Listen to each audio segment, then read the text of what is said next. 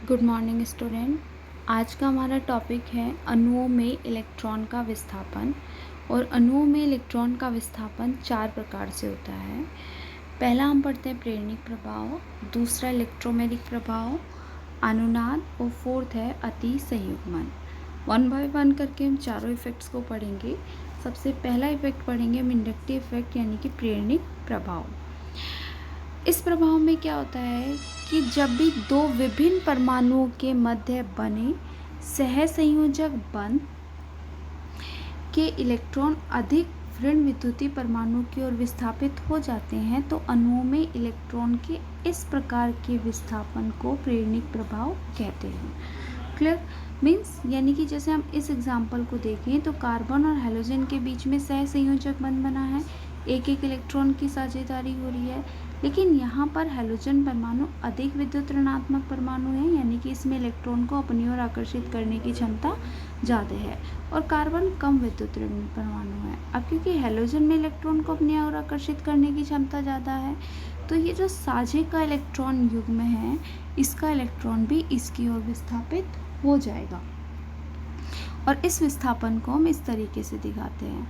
अब क्योंकि ये विस्थापन पूरी तरीके से नहीं होता, पूरी तरीके से होने का मतलब है कि बॉन्ड के पूरे इलेक्ट्रॉन इस पर ट्रांसफर नहीं होते, ऐसा होगा तो बॉन्ड टूट जाएगा। सिर्फ बीच में न रहकर कुछ मात्रा में इसकी ओर खिसक जाते हैं।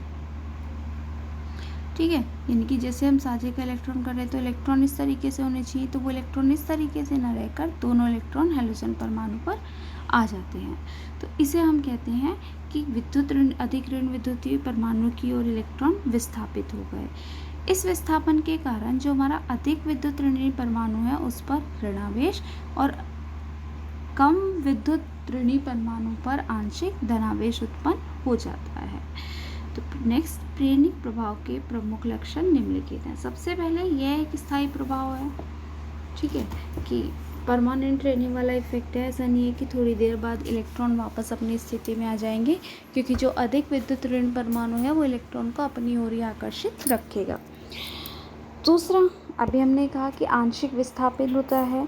जो अधिक विद्युत ऋणात्मक परमाणु है उस पर आंशिक ऋणावेश आ जाता है तथा जो कम विद्युत ऋणी परमाणु है उस पर आंशिक धनावेश आ जाता है।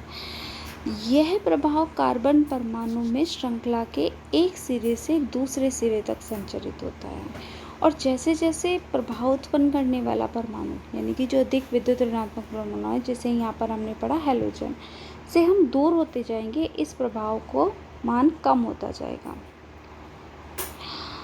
देखिए जैसे कि हमने लिखा halogen carbon carbon carbon carbon, तो हेलोजन क्या है? हेलोजन विद्युत ऋणात्मक तक अधिक विद्युत ऋणात्मक परमाणु है, यानी कि ये इस प्रभाव को उत्पन्न कर रहा है।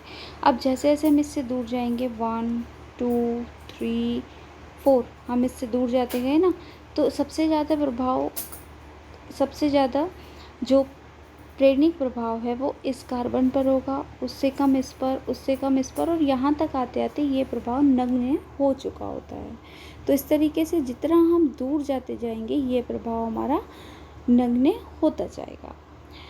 अब प्रेरणिक प्रभाव को हम I से प्रदर्शित करते हैं, और यह 2 तरह का होता है, -I प्रभाव और +I प्रभाव।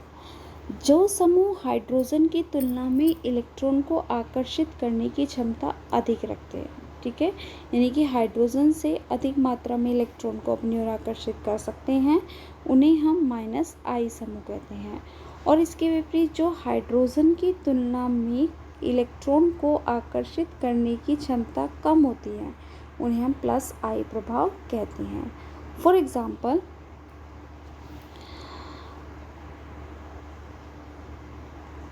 NO2 FOH hydroxyl OCH3 Cl C6H5। बीच में हमने हाइड्रोजन को मेंशन किया है। इधर कुछ ऐसे ग्रुप हैं जिनमें इलेक्ट्रॉन को आकर्षित करने की क्षमता ज़्यादा होती है, एंड दिस सेकेंड साइड वो ग्रुप्स हैं जिनमें इलेक्ट्रॉन को अपनी ओर आकर्षित करने की क्षमता कम होती है। तो इन ग्रुप्स में इलेक्ट्रॉन को अपनी ओर आकर्षित करने की क्षमता ज़्यादा है। इनमें इलेक्ट्रॉन को आकर्षित करने की क्षमता ज़्यादा है, और ये समूह इलेक्ट्रॉन को कम आकर्षित करते हैं, क्योंकि ये हमने पहले भी पढ़ा है कि ये ग्रुप हमारे कैसे हैं, ये सारे ग्रुप हमारे इलेक्ट्रॉन डोनेटिंग ग्रुप हैं। अब जो इलेक्ट्रॉन डोनेट कर रहा है वो एक्सेप्ट नहीं करेगा, तो ये सारे समूह कैसे इलेक्ट्रॉन डोनेटिंग, तो इनमें इलेक्ट्रॉन को आकर्षित करने की क्षमता कम होती है और इनमें इलेक्ट्रॉन को आकर्षित करने की क्षमता ज़्यादा होती है। इसलिए ये सारे हमारे माइनस इंडक्टिव इफेक्ट प्रदर्शित करते हैं, और जिनमें इलेक्ट्रॉन को आकर्षित करने की क्षमता कम है ये सब हमारे पॉजिटिव इंडक्टिव इफेक्ट क्रिएट करेंगे। एक चीज़ और, जितने भी हमारे इलेक्ट्रॉन विड्रॉइंग समूह हैं, इलेक्ट्रॉन विड्रॉइंग समूह यानी कि इलेक्ट्रॉन देने वाले समूह जो इलेक्ट्रॉन्स को देते हैं, वो अम्लों की अम्लीय क्षमता को बढ़ाते हैं, अम्लीय क्षमता को बढ़ाएंगे और क्षारीय क्षमता को घटाते हैं। क्लियर?